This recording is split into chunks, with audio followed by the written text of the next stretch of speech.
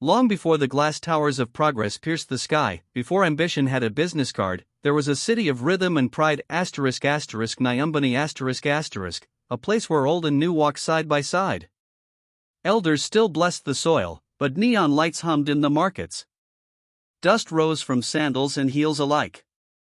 Here, under a sun that bore witness to centuries, the story of a woman named Zuri began, bold, sharp, and dazzling as the city lights she adored.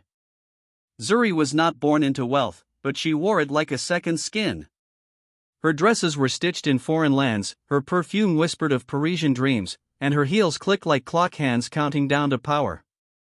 She had grown into her wealth like a vine climbs a palace wall, quick, unyielding, and beautiful to behold. At 30, Zuri was already feared in interviews and envied in salons. She carved through social circles with a tongue wrapped in silk and daggers. Men adored her, women admired her, and she walked as though the world had been paved for her alone. And yet, in the heart of Nyumbani's old quarter, down the street where the cobblestones still remembered the footsteps of ancestors, something ancient stirred. That morning, Zuri stepped from her obsidian black sedan, her driver bowing without a word. Her dress, tight at the waist and deep at the neckline, shimmered against the morning haze. She stood before the headquarters of Malkia Group, the largest and oldest private company in Nyumbani. They own tea plantations in the north, textile mills by the river, and even a copper mine that sang to the stars. She was here for a position that many whispered could lead to directorship. She didn't plan to apply. She planned to dominate. But just outside the building's towering glass doors, an old man sat. Cross-legged, clothed in worn earth-colored robes, with a hat shaped by time. He held a cane carved with tribal symbols, weathered, yes, but its engravings were powerful, like forgotten kings still watching. Zuri noticed him immediately. His presence clashed with the polished sidewalk and the marble walls. Passers-by gave him respectful nods or quiet smiles. But Zuri, she tilted her sunglasses and scoffed. She leaned toward him, careful not to crease her dress. "Old man, this isn't a shrine or a village square. Do you beg in front of boardrooms now?" Her words dripped with honey and venom. The man slowly looked up. His eyes were not dimmed by age. They were calm. Like fire that had burned long enough to become light itself. He replied softly, "Child, the stones you mock have carried empires. Careful not to trip on them." Zuri laughed a high, rehearsed laugh. "Save your riddles for children's tales. I'm here to meet the future. You're clearly stuck in the past." She stepped around him, heels clicking like hammers on ancestral bones. The receptionist, a young man in a crisp shirt, bowed slightly as she entered. But from the large windows behind him, the old man outside sat silently, eyes still on the glass. Inside, the lobby was a blend of tradition and opulence. Sculptures of lionesses made from bronze lined the hall. A great mural of Nyumbani's first queen loomed above the elevators, her arms outstretched to the sun, her crown made of river stones. Zuri admired the mural for a moment but never bowed. An attendant guided her to the executive floor. Her application had already passed through the filters, of course. A few influential names had whispered in the right ears. All that remained was the final meeting with the company's mysterious founder, whom few had ever seen. Rumors swirled in the city like smoke. He was ancient, some said. A ghost. A spirit tied to the land. Others claimed he had once fought in the wars for independence and had vanished into the mountains afterward, only to return with riches and silence. But Zuri didn't believe in myths. She believed in power. And power, she thought, was measured by what you wore, who you knew, and how many bowed when you entered the room.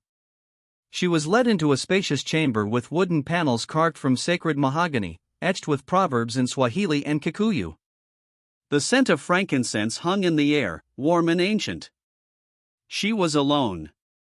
Then the door opened. Soft footsteps. And in walked the old man.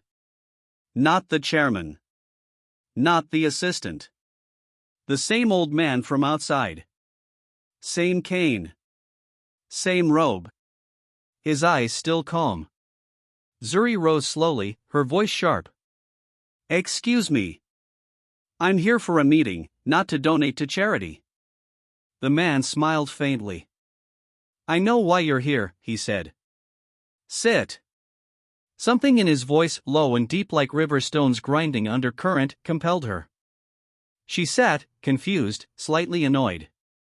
The man walked around the great desk and took the chair behind it. Zuri blinked. Wait. You. Yes, he said, still smiling. I own this place. And every chair in it. She felt her throat tighten, like silk turning into rope. Her mind raced. This wasn't possible. This man? This beggar? No. It had to be a mistake. But no guards entered. No corrections were offered. Only silence, and his gaze. He leaned forward, fingers interlocked. I saw how you looked at me. How you spoke. The world changes, Zuri. Clothes shine brighter, buildings grow taller. But character, that remains timeless. Or hollow. She stammered, I didn't know who you were. That is the point, he said, his voice steady. You didn't care to know. Zuri's eyes darted to the door, to the desk, to the large company seal behind him, carved into ancient stone. I built this company with hands that once carried water to my mother on foot, he continued. We mixed cement barefoot. Slept under half-constructed roofs. Ate from banana leaves. But we honored people. Even when we were nothing. Zuri wanted to speak, but the weight of her pride was now a stone in her chest. I don't need your apology, he said. I need you to listen. She nodded slowly, her face pale despite the gold on her ears. You have talent, he said. You speak well. You move like a leader. But your roots are shallow. And shallow roots do not survive storms. Zuri's pride wanted to fight back. But her soul had gone quiet. The kind of quiet that comes when truth enters the room. He rose. I'll give you one chance, he said. Not because you deserve it, but because someone once gave me one when I did not. Zuri stood too, her heels suddenly feeling higher than her spirit. You start tomorrow, he said, walking past her. Not as a director. But as a trainee. You'll learn from the janitors. From the field hands. From the kitchen staff. And if your heart does not grow along with your mind, you will not stay. As the old man opened the door, Zuri whispered, What is your name? He paused. In this building, he said, they call me Babu.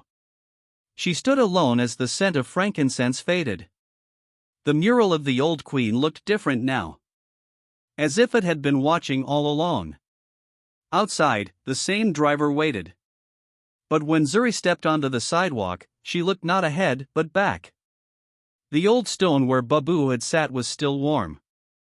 And the wind carried a proverb she had once ignored, a river that forgets its source will dry. She didn't smile. She bowed. And the city, watching from its rooftops and alleyways, whispered that something had shifted. Zuri had taken the first step. But the journey had only begun.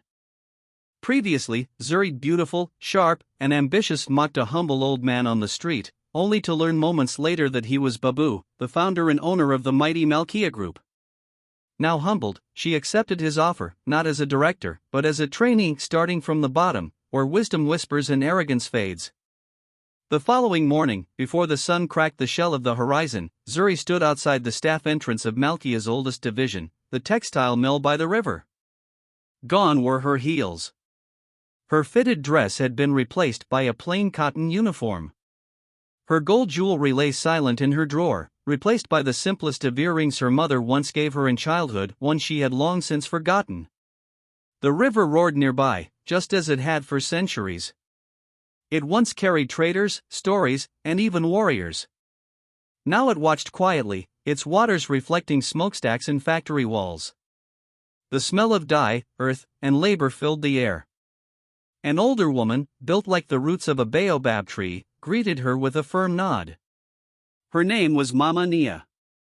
Forewoman of the floor for over 2 decades. Her eyes held no warmth, but no cruelty either. Just memory. "You are the one Babu sent?" she asked. Zuri nodded. "Yes, ma'am." Mama Nia handed her a small ledger and a rough apron. "Then you start with recording. Every name. Every roll of cloth. Every mistake. Learn to see what others miss." And so Zuri did. Day after day, she stood in the heat of the mill. Ink stained her fingers. Sweat curled her hair.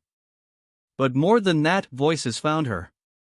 There was Omari, a young father whose laughter echoed even when his hands bled from lifting rolls too heavy for his size.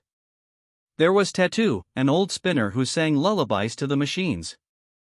There was Asha, who had dreams of owning a shop one day and stitched patterns into scraps during her breaks. Zuri listened. She watched. She helped. And slowly, something began to shift in her, not in her posture or speech, but deeper, in the way she saw people. One evening, after the shifts had ended and the factory lights dimmed, Zuri sat beside the river. Her hands, once delicate and manicured, now bore calluses, small but real. She stared into the dark water. Babu arrived, as silently as the moon. "You've stayed late," he said, settling on the grass beside her. Zuri didn't turn to him. "I wanted to understand. Not just work. But why it matters." Babu chuckled lightly, his cane resting on his knees. "When I was your age," he said, "I had nothing but this river and a mother who prayed with cracked hands. I would bring her water every morning, barefoot. The river taught me patience. The factory taught me resilience. People taught me humility." Zuri looked at him now, not as a figure of mystery or wealth, but as a man whose life had been woven, not gifted. "Why did you let me in?" she asked quietly. "Because pride can only be softened by experience," Babu said. "And you needed both. But I saw fire in you. Not arrogance alone. Fire, if tamed, can forge steel." She said nothing, but her silence held more than her words ever had. He stood and offered his hand, not to help her rise, but to walk with him. They strolled slowly, the moonlight painting silver trails on the path. "You think this company runs on meetings and graphs?" he asked. "It runs on names. On families. On the woman who boils tea at 5 a.m., the man who sharpens tools no one thanks him for, the accountant who corrects errors without seeking praise. Leadership is not a crown, Zuri. It is a weight." She looked at him, and for once, she didn't feel the need to reply with wit or charm. She just absorbed. The next day, Zuri began training in the cafeteria.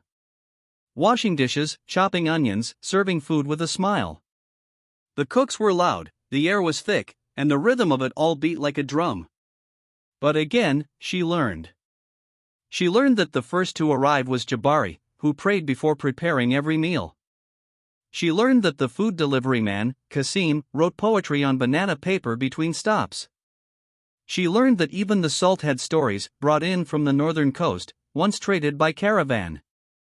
Weeks passed. Her eyes grew softer, her voice slower, her hands steadier. And the staff? They noticed. She no longer walked as though the ground owed her. She walked as though she was part of it. Then one day, Mama Nia approached her after the mill shift. "You've changed," she said, without ceremony. Zuri straightened. "I've learned a lot." "No," Mama Nia replied, narrowing her eyes. "You've remembered a lot. We're all born knowing how to care. The world just teaches us to forget." She handed Zuri a sealed envelope. On it, a single symbol, the royal antelope, the crest of the Malkia group. Zuri opened it. Inside was a letter. Handwritten. From Babu. "Zuri, the time has come for you to sit at the table, not as a stranger, but as someone who has shared in the sweat that built it. Tomorrow, you will begin work at the main headquarters. Not as a director, but as my personal apprentice. There is more to learn. But now, your ears are ready. Babu. Zuri clutched the letter, unsure whether to laugh or cry. Around her, the machines roared again. Life, in its simplest rhythm, reminded her who she was becoming. That night, she did not ride home in her car. She walked. Past the old trees. Past the places she had once looked down on. Past the stone where she had first mocked the man who now guided her path. She sat by that stone, quiet. And for the first time, she whispered, "Thank you." The wind answered softly. The city always listened. The next morning, at sunrise, Zuri stepped into the grand office of Babu. Gone were the apprenticeships, the uniforms, the stain of ink. She wore a tailored suit, not to impress, but to honor the place she had earned. Babu waited at the window, watching the city below. "Welcome back," he said without turning. "I'm ready," she answered. But what awaited her in the boardroom was not a simple desk or reports. It was war. Not with swords, but with words, contracts, and hungry eyes. The board of Malkia, filled with old lions and whispering serpents, did not all share Babu's trust. And some were watching Zuri closely. For not all stories stay quiet. And not all lessons are kind. Previously, Zuri, once arrogant and untouchable, walked the road of humility, from the heat of the mill to the smoke of the kitchens. Guided by Babu, the mysterious elder she had once mocked, she now stood ready to enter the inner sanctum of power, Malkia's boardroom. But not all power welcomes change. And not all elders are kind. The main headquarters of Malkia Group stood like a temple built from glass and stone, modern in face, ancient in soul. The floors gleamed. The corridors whispered. And the air held the scent of jasmine and judgment. Zuri stepped into the grand boardroom. Her stride was calm, her breath steady. Her heart, however, carried both anticipation and warning. Seated around the long ebony table were the elders of Malkia, ***, 10 men and women ***, each with histories carved into the bones of the company. Some wore tailored suits, others tribal beads mixed with silk ties. They were survivors, builders, warriors of the market. And in the center chair sat Babu, calm as ever, his cane beside him like a scepter of truth. Zuri bowed slightly. A silent nod of respect. A gesture she had once refused to give. One of the board members, a man named Mr. Baraka, cleared his throat. His eyes were sharp, like eagle feathers dipped in ink. "So," he said, "this is the girl who insulted our founder in the street?" The room was silent. Zuri did not flinch. "I am the woman," she replied evenly, "who made that mistake, and who was given the chance to correct it." There was a murmur. Not of disapproval, but curiosity. "Tell us," said Madame Aking, the oldest of them all, her grey dreadlocks coiled like rivers around her shoulders, "what did you learn from the kitchen?" Zuri smiled faintly. "That the food we serve carries more than taste. It carries mood.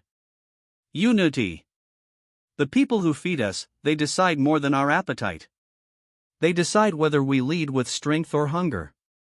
Aking nodded slowly. "Good." Mr. Baraka, however, was not moved. "And the mill? Did the threads teach you to lead?"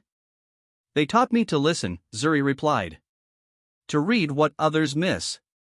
A single fray weakens a cloth. A single ignored voice can unravel a company." Babu leaned forward. His voice came like rain after dust. "You all know I built this company with my hands, but hands cannot hold everything.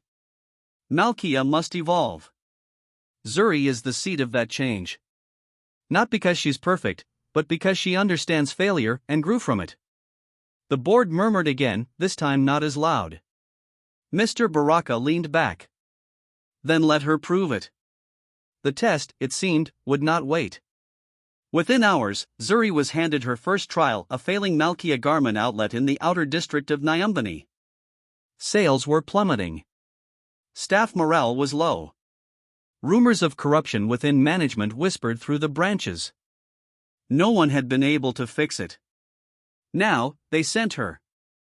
The very next morning, Zuri arrived alone. No entourage. No driver.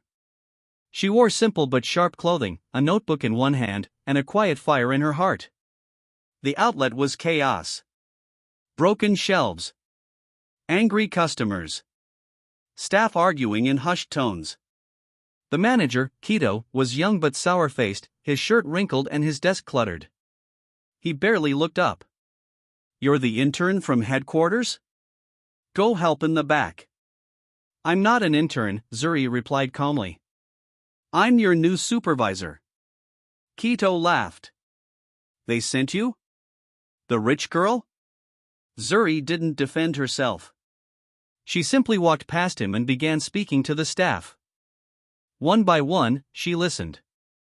She learned of missing funds. Of suppliers who never delivered. Of bonuses promised and never paid. Of a young cashier, Malika, who had once been assaulted by a customer, and whose cries for support went unheard. Zuri's blood burned, but not with ego. With purpose. She spent the next 5 days in the outlet. Cleaning shelves. Reviewing accounts. Watching. Always watching. And on the 6th day, she called a meeting. Staff gathered nervously. Kito rolled his eyes. But Zuri stood tall. "I know this outlet has been drowning," she began. "Not because of you. But because no one bothered to throw you a rope." She turned to Kito. "I reviewed the accounts. You rerouted supply funds into marketing expenses. Then paid your cousin's printing company 5 times the market rate." Kito's jaw dropped. "I also found fake refund slips signed by you and matched to missing inventory." The room was silent. Zuri handed a printed report to the security team. "Kito, your employment ends today." He rose angrily, but 2 guards entered quietly behind him. He left. Cursing. But no one defended him. Zuri turned to the others. "I'm not here to punish. I'm here to rebuild." She looked at Malika, the young cashier. "You are now floor supervisor. Your calm under pressure speaks louder than titles." To the others, she gave raises where deserved, restructured roles, invited feedback. She called back the right suppliers. Cleaned the books. Ordered new training. Within 2 weeks, sales doubled. Within a month, the outlet became the best performing branch in the city. And when she returned to Malkia headquarters, the board was silent no more. Mr. Baraka stood. "I was wrong," he said quietly. "You've earned more than your seat. You've earned our trust." Zuri bowed. "Thank you." Babu smiled, but his eyes held something deeper. Pride. And perhaps, sorrow? That evening, he called her to his home. A quiet, earthy place outside the city filled with clay walls, garden herbs, and ancestral carvings. They drank herbal tea beneath a tree older than the company itself. "You've grown," Babu said. "But there is one more lesson." Zuri nodded. "I'm ready." Babu looked at the stars. "The one who leads," he said softly, "must also know when to let go. When to pass the torch. When to become the soil, not the seed." She watched him closely. "You're stepping down." He nodded. "Soon. And the board is ready to crown a new heir." Zuri's breath caught. "You?" She shook her head. "I'm not ready." "You are," he said. "But it's not me who decides. It's the elders. And the city. And the ancestors." The wind rustled the leaves. Somewhere in the shadows, drums began to play, soft and distant, like memory returning home. Zuri looked at Babu and whispered, "What if I fail?" He smiled. "Then you fail forward. And that is how legacies are built."